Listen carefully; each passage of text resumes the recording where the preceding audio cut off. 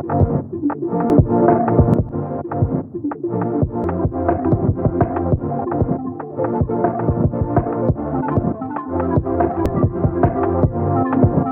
दोस्तों, मैं हूं ऋषि कुमार और आज का हमारा वीडियो है वो गवर्नमेंट स्कीम जो भारत में अफोर्डेबल हाउसिंग के मामले में एक गेम चेंजर साबित हो रही है।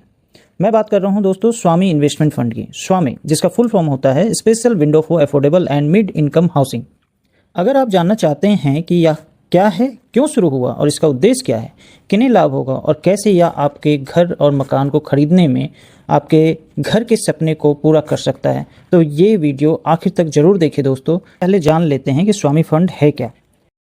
यह एक सोशल इम्पैक्ट फंड है जिसे भारत सरकार ने शुरू किया है ताकि उन हाउसिंग प्रोजेक्ट्स को मदद मिल सके जो स्टॉल्ड हैं, जो रुक चुके हैं किसी भी वजह से, या जिसमें काफ़ी लेट कंस्ट्रक्शन हो रहे हैं, खास करके अफोर्डेबल और मिड इनकम होम्स के सेक्टर में। इस फंड के कर्ता धर्ता SBI कैप वेंचर्स लिमिटेड है, जो कि state bank of India group की एक कंपनी है और इसके पीछे है हमारा फाइनेंस मिनिस्ट्री। यह एक अल्टरनेट इन्वेस्टमेंट फंड श्रेणी 2 के अंदर आता है और फंड का मुख्य उद्देश्य है कि लास्ट राउंड फंडिंग दी जाए ताकि होम बिल्डर्स अपने अधूरे प्रोजेक्ट्स को पूरा कर सकें।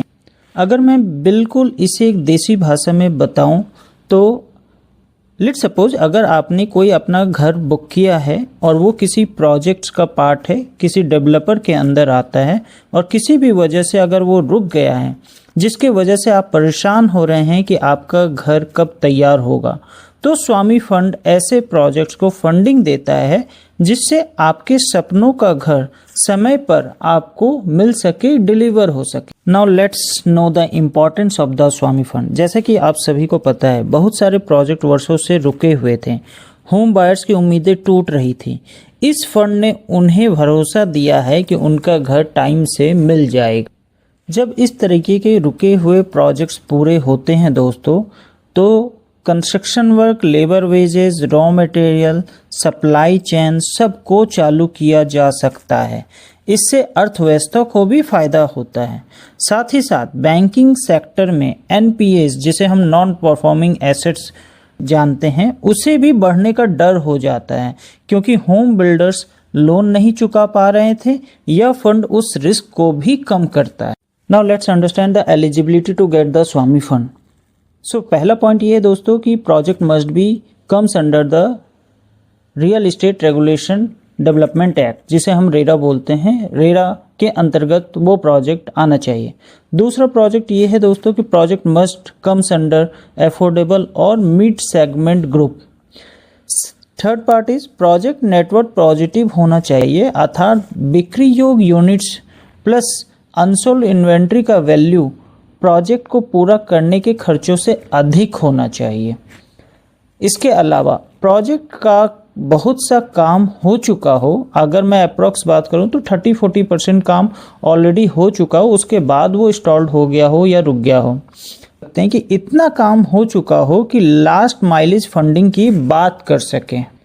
And the last and most important part is कि फंड सिर्फ उन प्रोजेक्ट्स को दिया जाता है जो कि कंप्लीट होने के पहुंच चुका हो या जिसमें फंड की कमी रह गई हो। अभी तक का काम जो हो चुका है उससे बहुत सारे प्रोजेक्ट्सों को मदद मिली है। इसका Building on this success, Swami Fund 2 will be established as a blended finance facility with contribution from the government, banks and private investors. This fund of 15,000 crore rupees will aim for expeditious completion of another 1 lakh units. ये है कि इन आंकड़ों से हमें ये पता लगता है कि अभी तक लगभग ऑल ओवर इंडिया में 21,000 ऐसे घर हैं अफोर्डेबल सेगमेंट में, मिड सेगमेंट में, जो कि कंप्लीट हो चुके हैं, डिलीवर हो चुके हैं। इन आंकड़ों से हमें यह पता लगता है दोस्तों कि स्वामी फंड सिर्फ और सिर्फ एक प्रोजेक्ट का पार्ट नहीं है, बल्कि प्रैक्टिकल रिजल्ट्स भी इसे मिल रहा है। काम हो रहा है, घर मिल रहे हैं। इन सब आंकड़ों के बाद हमें यह भी जानना जरूरी है दोस्तों कि इससे घर खरीदारों के लिए क्या लाभ होता है। देखिए, अगर आप घर ले रहे हैं या ले वाले हैं तो यह जानना अहम है कि इस फंड से आपको क्या क्या लाभ मिल सकते हैं। आपका प्रोजेक्ट रुका हुआ था या धीमा चल रहा था तो स्वामी फंड की मदद से उसे पूरा होने की संभावनाएं बढ़ जाती हैं। भरोसा भी बढ़ता है क्योंकि यह एक गवर्नमेंट सपोर्टेड फंड है, इसलिए बिल्डर को समय पर कंप्लीशन के लिए प्रेरणा भी मिलता है। एक होम बायर्स के लिए बहुत ही ज़्यादा तनाव वाला जो माहौल होता है उसे कम करता है, क्योंकि एक होम बायर्स के लिए बहुत ही ज़्यादा ओवर थिंकिंग वाली बात होती है कि उनका घर टाइम से मिलेगा या नहीं मिलेगा, वो किराए पे रह रहे हैं तो क्या किराए के साथ साथ वो ईएमआई का भी बर्डन लें और लोन भी साथ साथ में चल रहा है, तो ये सारी चीज़ें कंप्लीट टाइम से हो पाएगी या नहीं हो पाएगी, ये सब एक ओवर थिंकिंग होता है जो कि किसी भी होम बायर्स के लिए एक बहुत बड़ी सोच होती है। जब कोई भी रेजिडेंशियल प्रोजेक्ट टाइम से पूरा होता है दोस्तों, तो उससे मार्केट में भी काफ़ी अच्छा पॉजिटिव वाइब्स जनरेट होता है, जिससे रीसेल वैल्यू इंक्रीज होती है, रेंटल वैल्यू इंक्रीज होती है और मार्केट में ख़रीदारों की संख्या भी बढ़ जाती है। स्वामी फंड एक ऑटोमेटिक फंड नहीं है दोस्तों कि किसी को भी ये फंड मिल जाएगा। इसमें कई सारे डॉक्यूमेंटेशन की चेकिंग होती है, कई सारी एलिजिबिलिटी होती है, जिसके वजह से स्वामी फंड किसी भी डेवलपर को मिल पाता है जब वो उस एलिजिबिलिटी के अंतर्गत अपने ज़्यादा से ज़्यादा डॉक्यूमेंटेशन कंप्लीट कर पाए। इसलिए किसी भी होम बायर्स को यह बातें ज़रूर ध्यान देनी चाहिए कि अपने बिल्डर से वो पूछें क्या हमारा प्रोजेक्ट स्वामी फंड के अंतर्गत आता है, क्या स्वामी फंडिंग के लिए अप्लाई किया गया है। ऐसे प्रश्न हमेशा पूछने चाहिए। We all know very well that projects are full of challenges दोस्तों। ऐसे ही स्वामी फंड के साथ भी कुछ लिमिटेशन हैं और आगे किस दिशा में काम किया जाना है यह जानना भी बहुत इम्पॉर्टेंट है। कुछ प्रोजेक्ट्स में कानूनी विवाद, डेवलपर का पिछला रिकॉर्ड, बैंकिंग लोन आदि कारणों से भी देरी हुई है। इस तरह के मामलों में फंडिंग व मॉनिटरिंग कठिन होती है। रियल इस्टेट मार्केट है वो कई सारी चीज़ों के अंतर्गत आता है दोस्तों, जैसे sale of inventories, liquidity, outer resource, इन सभी चीज़ों का इम्पैक्ट रियल इस्टेट मार्केट पे पड़ता है। होम बायर्स के भरोसे को फिर से बनाना होता है, फिर से एक बार जीतना होता है उनके भरोसे को, उनके ट्रस्ट को। इतिहास में कई ऐसे प्रोजेक्ट्स हैं जो कि रुके हुए थे, इसलिए सावधानी भी जरूरी है।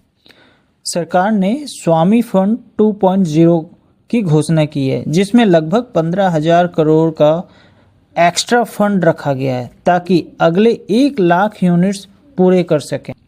मॉनिटरिंग और ट्रेस इफेक्टिविटीज़ भी बढ़ाई जा रही है ताकि फंडिंग के बाद प्रोजेक्ट भी समय पर ख़त्म हो सकें। नए शहरों को भी शामिल किया गया है, जैसे कि टियर 2 और टियर 3 के शहर को भी इस प्रोजेक्ट के अंतर्गत शामिल किया गया है, जिससे अधिक से अधिक लोगों को इसका लाभ हो सके। दोस्तों, अगर आप या आपके कोई जानकार होम बायर्स हैं तो उनके लिए एक सुझाव देना चाहूँगा। अपने प्रोजेक्ट की स्थिति और बिल्डर डेवलपर का रिकॉर्ड जरूर चेक करें। जानें कि आपके प्रोजेक्ट्स क्या स्वामी फंड की एनरोलमेंट में आता है या नहीं आता है। भरोसा रखें कि सरकार इस दिशा में काम कर रही है।